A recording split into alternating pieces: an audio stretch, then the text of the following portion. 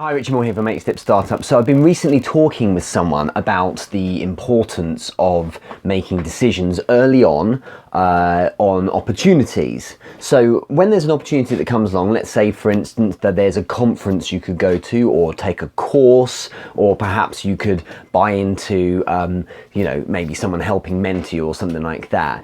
Possibly there might be a cost attached to that, and I'm talking now financially speaking. Let's say for sake of argument you've got $1,000 in your bank account and you need to spend $800 of that particular amount of money you've got on this opportunity. You've got to look at this in two different ways when you're in a startup business, okay? The entrepreneur in you, which is one person who's looking basically to leverage any strength or asset they possibly have to grow and scale a company. That person needs to look at this from an opportunistic point of view. Sometimes opportunities come along and you simply can't pass them up. And they're things that perhaps aren't budgeted for or aren't planned for. Now, you've got to really sit down and think first about how you weigh up these opportunities. And I did previous content on this in the past, and there's emotion and there's logic here. So if you take emotion out of the equation, you're left with the rational decision there. Do I actually need to go to this seminar? Do I really need to do this course? Do I really need to spend this money on this particular webinar? And what I often do is, you'll tend to find there are very few opportunities where you have to make a decision right now. Contrary to what a lot of salespeople tell you, creating urgency is part of their job. What you tend to find is actually you do have a bit of time.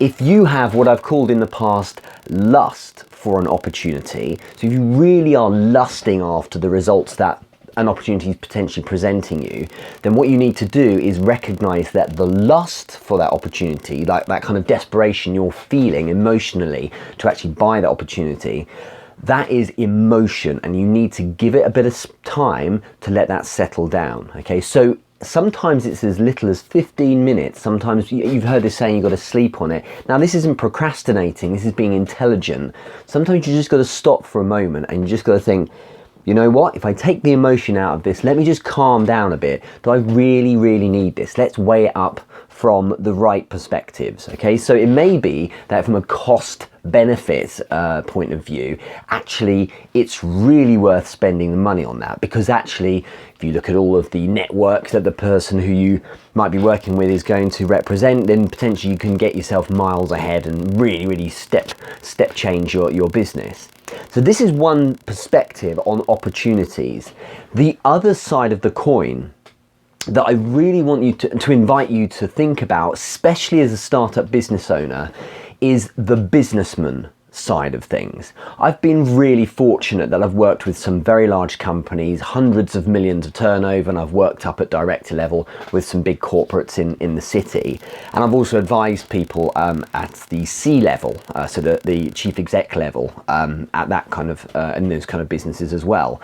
And the thing is, if you have an amount of money in the bank account for a business and you're sitting at the top of that company, it's a duty of care that you actually have. It's a strong corporate and professional responsibility you have to ensure that that company is safe, that its funds are safe, and that you're never going to potentially put yourself at great risk. Look as an example at Warren Buffett's Berkshire Hathaway. This is an example of someone who always is playing it safe in the sense of making sure he doesn't do anything to jeopardize the fate of the company by having $20 billion in cash at all times in reserve in case something happens. The quote, of course, famously being that Warren Buffett never wants to have to rely on the kindness of strangers if he needs money. Now, as a businessman, your duty is to make sure your business comes first and your business is safe. If I have $1,000 of capital and that's it in my bank account for my business, that's all I have, to spend 800 of that on one opportunity is arguably a tremendously risky, dangerous thing to do. So what you need is some form of guarantees, or you need some absolute assurance that if this thing goes wrong, you're not absolutely screwed. So you need to start looking at things such as, what can you project as additional or extra income that might come in, for instance, that month. You know, if I have $1,000 in my bank account, it's the 15th of June, I'm going to buy this opportunity. That will leave me with only $200 in my bank account.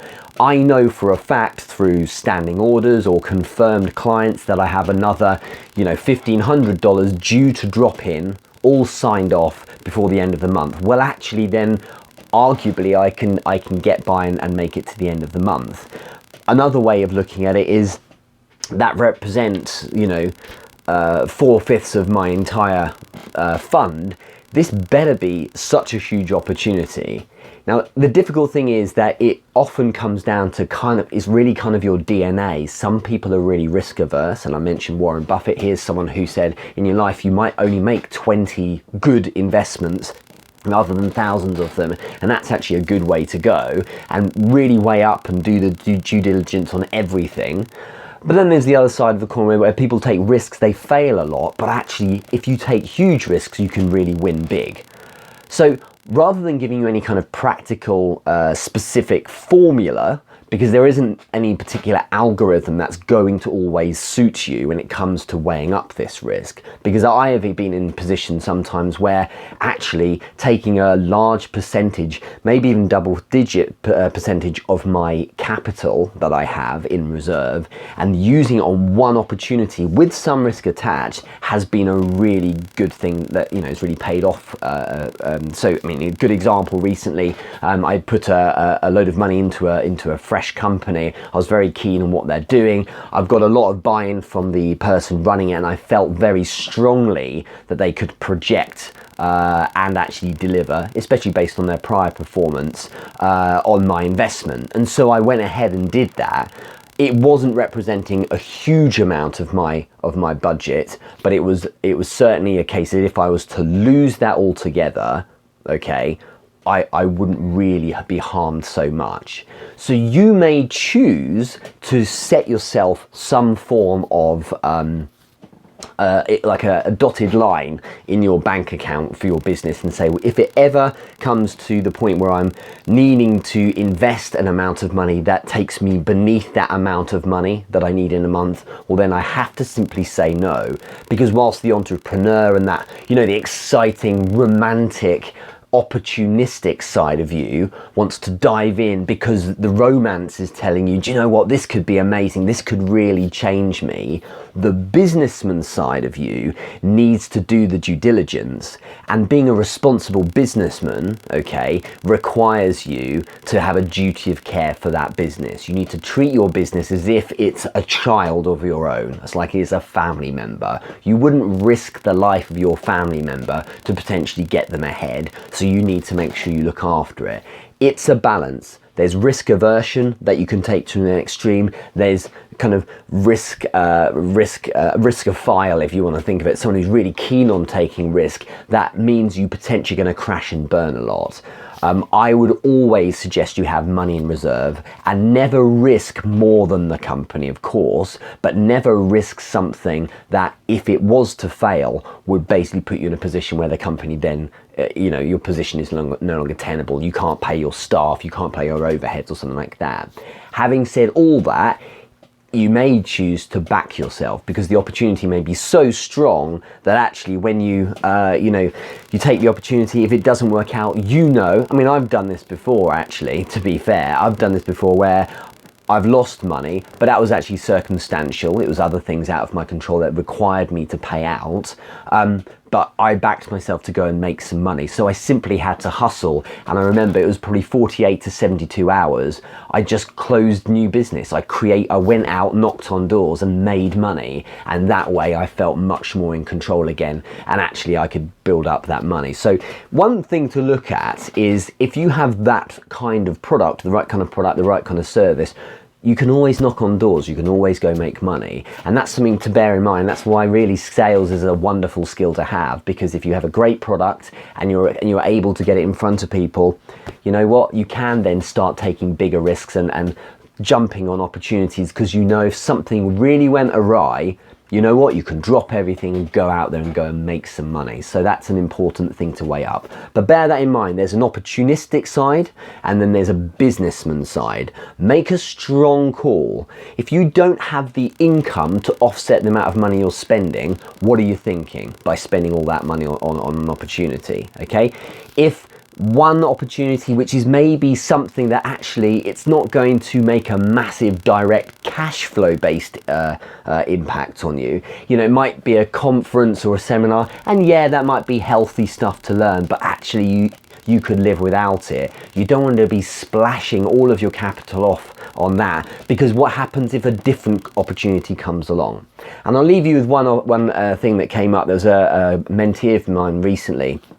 They had an opportunity to meet a particular person, okay, and that would have cost them a certain amount of money. But in spending that money to meet that particular person, they're a very young startup, they absolutely would have had zero money left that month, okay? And I invited them to think about what would happen if someone of a higher level, because what if they reach this kind of important person, why wouldn't they be able to reach someone higher? If that opportunity came along, they could reach someone else, that's no longer now viable because they don't have the money to do it. So you have to bear in mind that if you choose or commit to do one opportunity, not only does it mean that there's it might work out great, but also it might mean that you cannot actually then do another opportunity. And it's difficult because some people procrastinate to the point where they have what's known as analysis paralysis, and they just think, well, I can't make any decision now to choose to do something because in fact I may end up missing something, so I'll do nothing. No action is a terrible idea. Okay, bear that in mind, think on that. Are you safeguarding your business? Are you building in enough risk? If you're young, if you're a millennial and you're 20 or something like that, go get stuck in, because actually you can invite risk into your world because there's plenty of time to then catch up. If you're much later in life, then you need to be, or if you've got responsibilities such as family and things like that, then you need to be thinking carefully about what you're choosing to do with your money, because hoping or backing yourself in the sense that you say, do you know what, I know I'll always make it, I've got that kind of passion. No, that's not real business. It's not enough to have passion and belief. You need to know that you can get access to more money should something go wrong. Okay, so that's real businessman thinking. That's how people think about it on the top of large companies all the way down to smaller companies as well. Remember, you have a duty of care to your company. Okay, so if you're going to decide to take an opportunity with the capital that business has, make sure if you risk something that you can survive if it doesn't work out. Speak to you again soon.